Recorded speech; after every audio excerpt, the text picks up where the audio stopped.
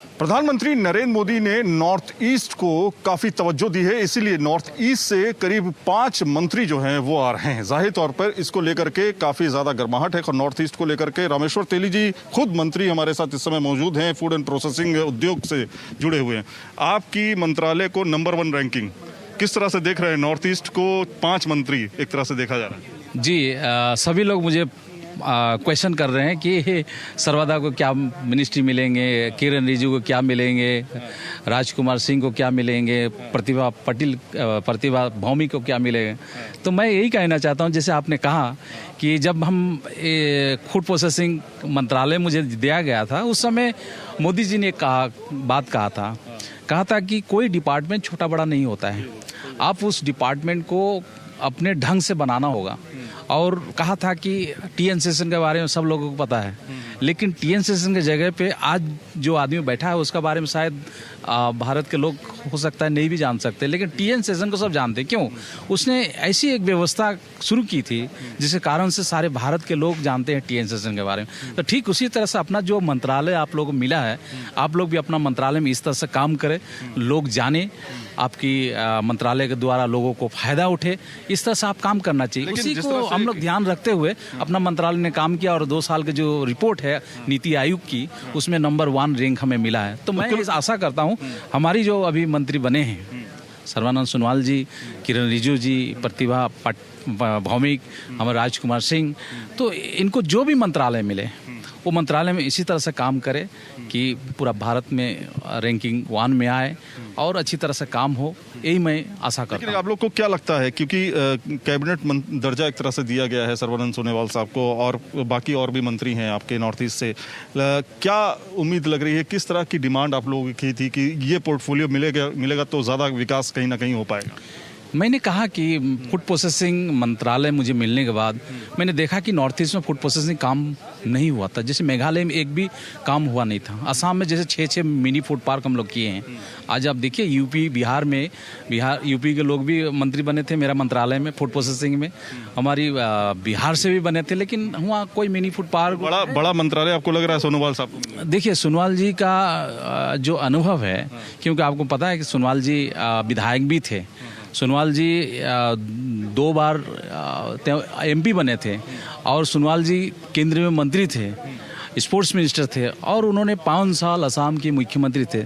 बहुत अनुभवी व्यक्ति हैं और ज़रूर मोदी जी इसके बारे में चिंता करेंगे और अच्छे डिपार्टमेंट देंगे, मेरा पूरा विश्वास है। क्या लग रहा है आपको, क्या अंदर से गट फीलिंग आ रही है? स्किल है, लेकिन आपको कहना चाहता हूँ कि अच्छा डिपार्टमेंट सर्बानंद सोनोवाल जी को भी मिलेंगे और हमारी किरण रिजिजू जी को भी अच्छा डिपार्टमेंट मिले। दोनों कैबिनेट के बारे में बोलते हैं और तो जो लोग हैं वो स्टेट मिनिस्टर है, सभी को अच्छे डिपार्टमेंट मिलेंगे और अच्छी तरह से काम करने वाले अनुभवी लोगों को ही दायित्व दिया गया है। एक चीज़ हमेशा रही है, खासतौर पे इस तरह के इलाकों में जहाँ पर घुसपैठ बहुत घुसपैठ होती है, फर्जी तरीके से लोग बांग्लादेशी बहुत ज़्यादा मूवमेंट करते हैं, सीए को लेकर के बहुत ज़्यादा प्रोटेस्ट हुए, बहुत ज़्यादा प्रदर्शन हुए, इसकी रोकथाम हो पाएगी क्या? इसको लेकर के कोई देखिए, इसकी रोकथाम के लिए सीए हो या बांग्लादेशी घुसपैठी का, इसको लेकर जैसे असम में जो सरकार है वो पूरा अपनी तरफ से काम कर रहे हैं।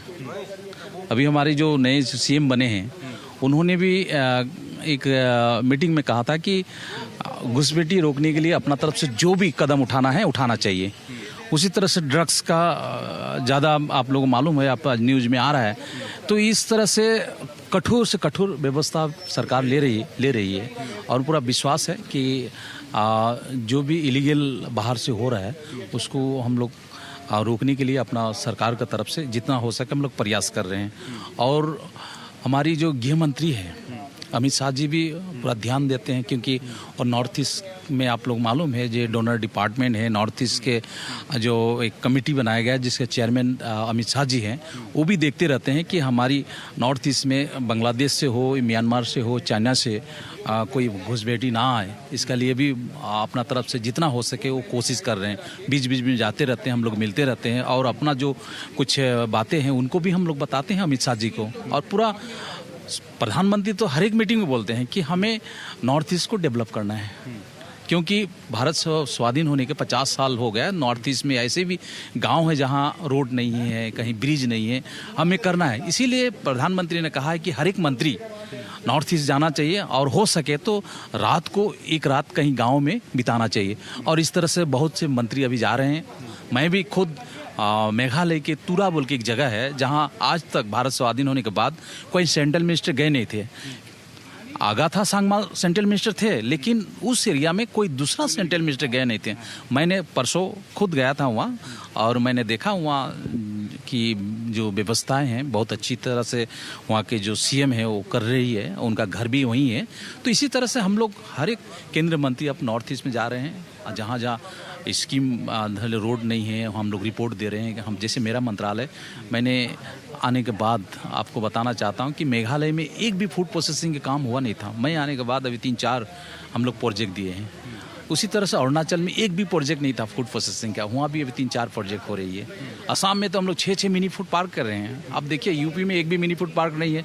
यूपी से मंत्री थे हमारे मंत्रालय में, बिहार से भी मंत्रालय थे हमारी मंत्रालय में, लेकिन बिहार में भी हाँ, तो इसीलिए हमारी मंत्रालय में अब पूरा भारत में फूड प्रोसेसिंग ऊपर बहुत ज़्यादा ध्यान दिया है।